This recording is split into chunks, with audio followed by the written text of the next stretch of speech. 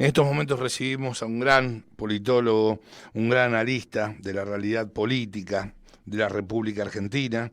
Él es director de la consultora, bien digo, Sinopsis. Me estoy refiriendo a Lucas Romero. ¿Cómo estás, Lucas, querido? Silvio Sacomani te saluda. Placer enorme que estés con nosotros. Buenas tardes, Silvio, el placer es mío. ¿Cómo andan ustedes? Bien, bien, muy bien. En rigor estamos un poquito conmocionados. Estamos conmocionados a raíz de lo que está aconteciendo en Rosario, una pueblada fenomenal. La gente dijo, basta, no somos más corderos, nos convertimos en lobos porque en eso nos han convertido desde el narcotráfico, la inseguridad, en fin. Ahora, lo que te quiero consultar es, este hecho se puede replicar en el resto del país, pero no por una cuestión de inseguridad, sino por una cuestión que esté vinculada directamente a que la gente está harta, está cansada del desgobierno y que no pueda llegar a fin de mes. Sí, a ver, es difícil pronosticarlo, ¿no? Pero en todo caso, y no queriendo esquivarle a tu pregunta, Silvio, yo creo que es un síntoma del nivel de descomposición político, social, económico que uno está viendo en Argentina, ¿no? A veces nos cuesta asumirlo, pero ciertamente uno debería hablar que estamos en una situación de crisis bastante parecida a la del 2001, en ese sentido, Pero gobierna y el peronismo. con algunos, exactamente, con algunos elementos distintivos. Claramente no hay una oposición que esté, fogoneando la conflictividad social como sí ocurría en aquel entonces. Por el contrario, hay un Claro. gobierno que tiene control de esa variable, la conflictividad social. Las principales organizaciones sociales, y te diría la mayoría de los sindicatos, están alineados a este gobierno, con lo cual son una suerte de amortiguador de la conflictividad social. Sí. Y no tenemos el flagelo del desempleo, que era muy explosivo en aquel 2001. Hoy tenemos el flagelo de la inflación, que es un enemigo más silencioso, porque va lentamente erosionando Exacto. y deteriorando la calidad de vida de la gente, pero no deja de ser un flagelo que nos está depositando con una situación de niveles de pobreza del 40%, y con esta rareza que tenemos en Argentina de tener empleos registrados pobres, ¿no? Empleados registrados pobres, Sí. gente que tiene trabajo, que está registrada, pero que es pobre, no supera el límite de pobreza, digamos, Teniendo trabajo el nivel inclusive. mínimo de, Claro, claro, teniendo el nivel trabajo mínimo inclusive, de, como decís vos, claro. exactamente. Entonces digo, me parece que hay un síntoma más de eso. No es solamente un flagelo localizado en Rosario, por lo que Rosario representa Claro. como amenaza y como riesgo para el avance del narcotráfico en la región. Me parece que hay también síntomas de esa descomposición que uno percibe en otros aspectos, y que, bueno, nos deben mantener en alerta, porque ciertamente la situación es una situación muy delicada y muchas veces la política pareciera no estar anoticiada del asunto. Bueno, claro, claramente, claramente. En lo personal, la idea obviamente es escucharte a vos y que des tus consideraciones y que pongas luz sobre esta oscuridad de la política y de la realidad argentina. Pero a mí me da la impresión que lo que está aconteciendo en Rosario con esta pueblada puede llegar a contagiar a otros números de personas de bien que están hartas, que han llegado a un hastío fenomenal. Pero fundamentalmente, y en este caso, tenemos un gobierno totalmente desconectado con la realidad. Hoy por hoy, el presidente de la Nación, los ministros, el mismo Aníbal Fernández está hablando de la cámpora, de las próximas elecciones, cómo hay que hacer para ganar a la oposición. Eso también, de algún modo, desgasta aún más, ¿sí?, a una ya desgastada sociedad en relación a lo socioeconómico, a lo cultural ni hablar. ¿No te parece, Lucas? Sí, mira, hay un concepto que se hizo muy popular a partir de un video que se hizo viral de una chica que intentaba explicar algo que le resultaba a mí inexplicable, que es en un contexto tan delicado. Dice, veo a los chicos tratando de encontrar diversión, ¿no? Estamos todos tratando de fingir demencia, ¿no? Como no queriendo asumir lo que nos está pasando. Bueno, yo creo que ese concepto de fingir demencia, que es esta idea de, bueno, digamos, nos está pasando esto, tratemos de hacer la vista gorda, es una forma de explicar por qué en este contexto tan delicado uno no ve, por ejemplo, manifestaciones públicas en la calle de la gente, del enojo.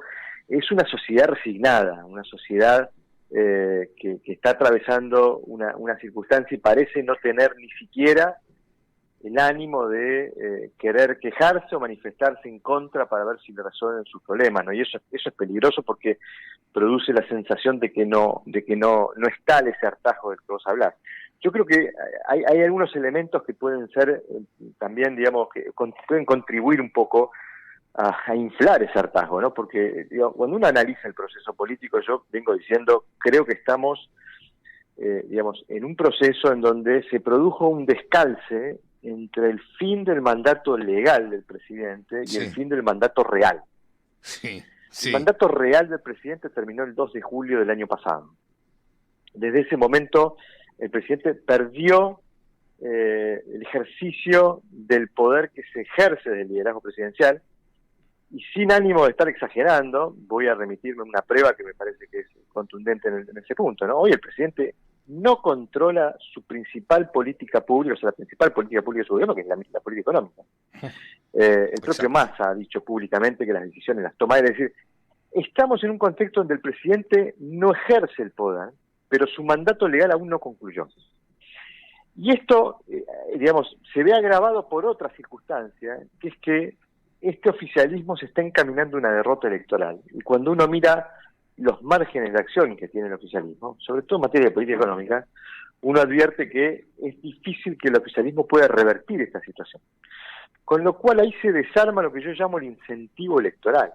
Este gobierno no tiene incentivo para asumir costos y hacer las cosas que hay que hacer, porque tiene enfrente una derrota electoral y sabe que va a entregar el poder. Entonces, pero la gente se está muriendo de hambre. La gente se está muriendo, no les importa nada. No les importa por eso nada. Digo, claro. Todo esto se traduce en lo que estamos viendo, que es un gobierno que solamente administra la coyuntura para llegar. Y lo que hace, y hoy lo vimos, digamos, materializado con mucha claridad, muy ilustrativo el acuerdo de hoy de Massa con los bancos, en donde le ofrece a los bancos un beneficio, ¿no? Los bancos tenían un problema, que es que le habían prestado a este Estado, y el Estado les tenía que devolver esos pesos.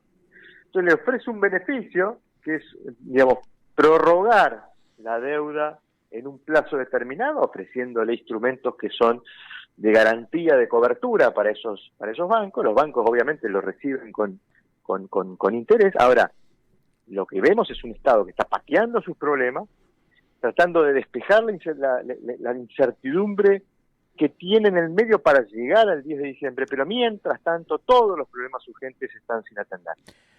Lucas. Y este descalce entre el mandato legal y el mandato real ha producido una transición exasperante en donde la Argentina necesita resolver problemas urgentes y el proceso político solo intenta postergarlos para llegar al 10 de diciembre y ver si los votantes reconfiguramos el sistema de un modo tal que pueda volver a funcionar para poder atender esos problemas urgentes, ¿no? Interesantísimo. Lucas, ¿cómo estás? Juanma Morales te saluda. ¿Qué tal, Juanma? ¿Cómo andas? Bien, muy bien, gracias. Lucas, ¿cómo lees este operativo clamor del kirchnerismo, que en realidad está fogoneado claramente por Cristina, porque digo, es toda su gente de confianza? ¿Es una cuestión que surge para desgastar a Alberto Fernández o se trata de una intención genuina que tiene Cristina Fernández de ser candidata? Uno entiende que a presidente no podría ser candidata porque tiene un techo muy bajo, que lo hace para desgastar a Alberto Fernández, para posicionarse, pero ¿cómo lees este operativo clamor? Bueno, a ver, para tratar de entender un poquitito lo que está pasando en el oficialismo. En primer lugar, Cristina está denunciando que no la dejan hacer lo que no quiere hacer.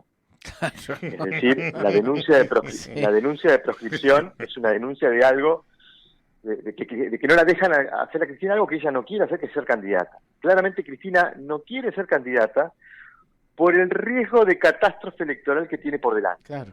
¿No? Entonces, si convalidamos esto que venía comentando, las perspectivas electorales del oficialismo lo están mostrando frente a un escenario adverso electoralmente y con riesgo de que sea una catástrofe electoral. Bueno, lo menos que va a querer Cristina es ser candidata. Ahora, lo que sí va a querer Cristina es minimizar el costo, minimizar ese riesgo, tratar de, bueno, si vamos a perder de la mejor manera. Para perder de la mejor manera, el gobierno necesita correr a Alberto Fernández de la oferta electoral. ¿Por qué? Porque el 85% de los argentinos, cuando uno le pregunta, ¿usted qué va a hacer en el cuarto oscuro? Te dicen, ¿qué va a buscar en el cuarto oscuro? Te dicen un cambio.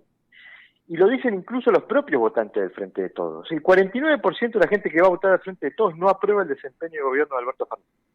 Y el 52% de ellos no tienen imagen positiva del presidente. Hoy el presidente, en el 2019 el presidente agregaba apoyos, ¿no? Era una figura que la vendieron como moderada para ampliar la base de apoyo que hicimos. Hoy achica la base de apoyo.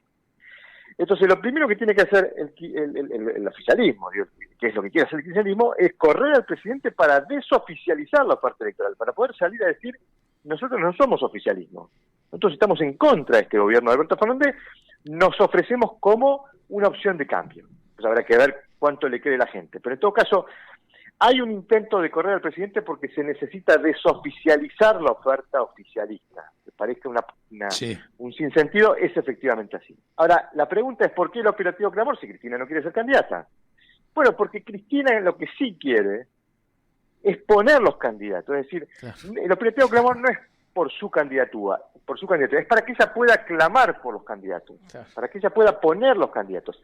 En la medida en que se consolide una suerte de demanda interna dentro del Frente de Todos, de que la candidata tiene que ser ella, más poder de incidencia gana Cristina en la definición de la oferta, porque nadie le va a discutir ese rol. Entonces, el operativo Clamor es una estrategia para consolidar un recurso político para que la vicepresidenta pueda poner candidatos en la lista, porque lo que va a querer Cristina, más allá de la derrota, es querer liderar la oposición, y para eso necesita diputados y senadores, por eso le interesa la lista y no le interesa la fórmula. En todo caso, después se verá quién es el que pone la cara, pero el operativo Clamor cumple esa función, pero insisto, ella está denunciando que no la dejan hacer algo que no quiere hacer. Que no quiere hacer. Entonces, ¿no se va a presentar para vos a ningún cargo? No, porque, y no lo digo como opinión, es solamente analizar el sistema incentivo, digo, frente al riesgo de catástrofe electoral, una candidatura de Cristina podría ser su carta de función. Una derrota catastrófica desde el punto de vista electoral para Cristina sería, digamos, el fin de la pretensión de asumir el liderazgo de la oposición y el liderazgo del peronismo. Es más, sería la carta de credenciales que presentarían los aspirantes a sucederla en ese liderazgo, los Juan Schiaretti, algún gobernador que tenga intenciones de liderar al peronismo en la reconstrucción después de esa derrota. Es decir, Cristina no se va a arriesgar a eso, no quiere asumir ese riesgo y por eso denuncia la proscripción. La proscripción es la excusa para correrle el cuerpo a esta elección. Lucas, como siempre, brillante y un placer enorme escucharte, que nos hayas acompañado. Te agradecemos mucho, te mandamos un fuerte abrazo y prontamente vamos a volver a consultarte. Dale. Seguramente, será hasta la próxima, Silvio. Hasta la próxima, gracias Lucas, hasta siempre. Lucas Romero, pasada por la cocina de las noticias, un extraordinario analista político.